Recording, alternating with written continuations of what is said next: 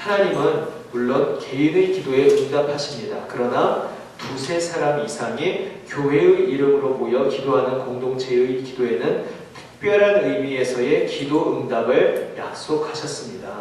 주님은 마태복음 18장 19, 20절의 말씀에서 두세 사람이 합심하여 주의 이름으로 모여 기도하는 곳에 주께서 친히 함께 하신다 약속하셨고요. 또한 무엇을 구하는지 이루어 주신다 약속하여 주셨습니다.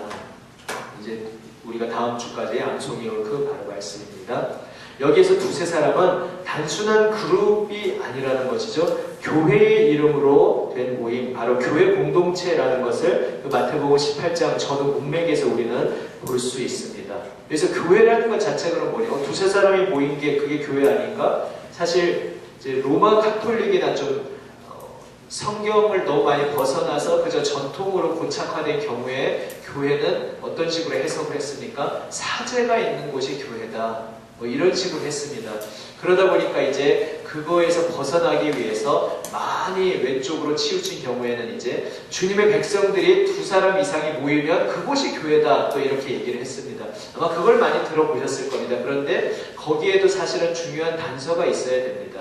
그러니까 로마 가톨릭처럼 사제가 있어야 된다. 이것은 성경적이라고 할 수 없고요. 공동체성을 강조한 것은 좋았는데 그럼 두세 사람이 그리스도인 두세 사람이 모이면 무조건 다 교회냐? 사실 또 그건 또 아닙니다. 예를 들어서 사도행전에서 사도 바울이 바울과 신라와 또 디모데와 일행의 여행을 두세 사람이 함께 전도 여행을 하고 있지 않습니까? 그런데 바울이 이렇게 말하지 않는다는 거죠.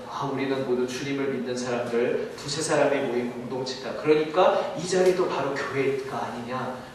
굳이 그 모임을 강조하기 위해서 너무 지나치게 그렇게 이야기하지 않습니다.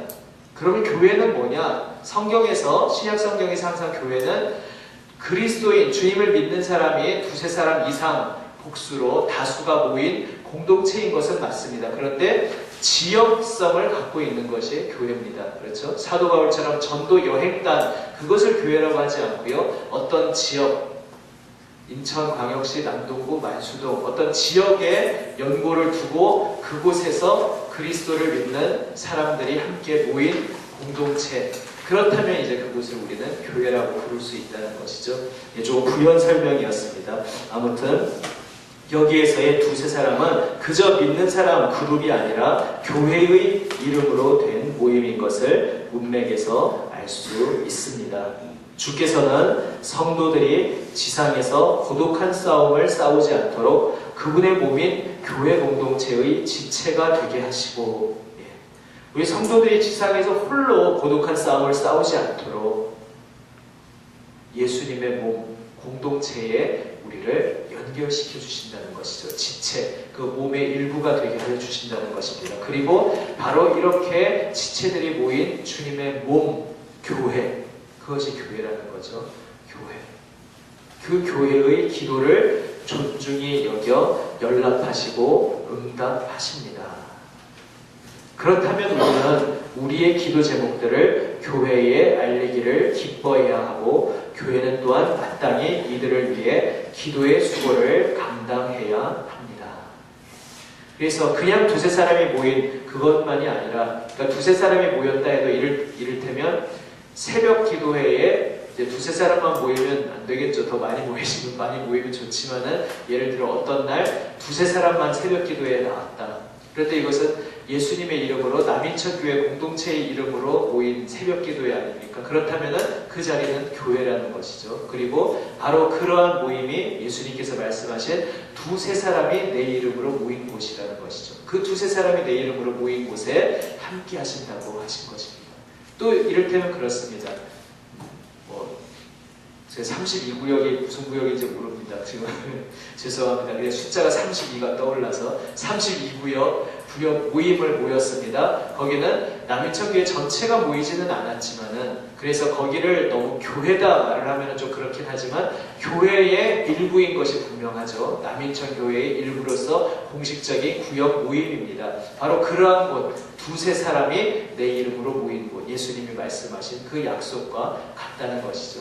제가 왜 이 말씀을 드리냐면은 이제 나도 예수 믿고 너도 예수 믿고, 그러니까 우리끼리 3, 4, 5 모이면은 이게 교회지, 또 너무 우리가 가볍게 말해서는 안 된다는 것이죠. 로마 가톨릭처럼 사제가 있어야 된다고 꼭 그렇게 얘기는 안 하지만, 이제 우리 장로교회 효시가 된 칼빈 선생님은 어떤 식으로 표현했냐면은 말씀과 성례전이 있는 곳이 교회다, 이렇게 표현했습니다. 결국 하나님의 말씀, 거룩하신 말씀이 선포되고, 그리고 성찬, 세례의 성례가 베풀어지는 그리스도인들의 공동체가 이제 비로소 교회다, 교회라고 부를 수 있는 지교회의 요건이 충족된다는 것이죠. 아무튼 우리가 그러한 공식성을 띈 지교회가 함께 모여서 기도하는 것 소중하다는 것입니다. 나 개개인이 골방에서 주님 앞에서 은혜 받고 간절히 부르짖는 기도도 너무나 중요하지만, 예수님께서는 두세 사람이 내 이름으로 모인 곳에 나도 함께 하겠다 말씀하실 때, 바로 남인천교회 이름으로 새벽기도에 함께 모인 사람들, 또 우리 구역장과 구역원들이 함께 그 두 사람, 세 사람일지라도, 아무리 적은 수를 할지라도 그렇게 공동체로 모인 그곳, 바로 어떤 제3여전도회가 오늘따라 다 어디 가시고 한 두세 사람만 모였다 할지라도 바로 그러한 모임, 바로 그곳이 교회고, 그 모임 가운데 예수님께서 함께 하시고 그 기도의 부르짖음에 주님께서 함께 들으시고 응답하여 주시겠다고 약속하고 계십니다. 그래서 우리는 모여서 기도하기를 사모해야 합니다. 나 홀로 기도하는 것 더 나아가서 함께 모여서 기도할 때에 하나님께서 어떻게 역사하여 주실 것인가, 함께 모여서 기도하는 자리에 얼마나 놀라운 은혜를 부어주실까, 우리가 기대하는 마음으로 우리가 나아가야